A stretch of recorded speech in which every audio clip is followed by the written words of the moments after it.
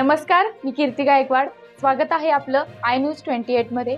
चला तर मग जाणून घेऊयात महाराष्ट्रातल्या ताज्या घडामोडी. कामाक्षी युनिटी फाउंडेशन तर्फे गणतंत्र दिवस उत्सव साजरा. सावनेर येथील कामाक्षी सेलिब्रेशन येथे यंदाही गणतंत्र दिवसाचा उत्सव मोठ्या उत्साहात साजरा करण्यात आला.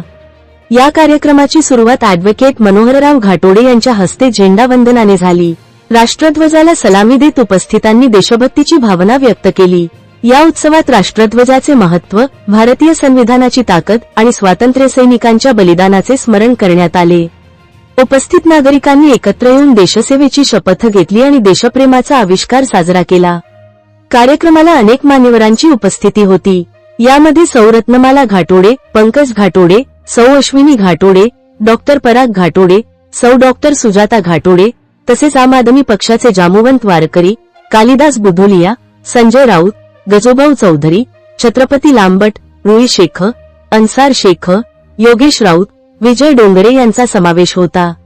कार्यक्रमासाठी Kamakshi unity foundation, Kamakshi celebration, doctor Ghatode hospital, Krishi multi speciality hospital, Balaji generic medical store, Krisha मेडिकोजचा संपूर्ण स्टाफ देखील उपस्थित होता. सावनेर तालुका प्रतिनिधी पुरुषोत्तम नागपूरकरची रिपोर्ट.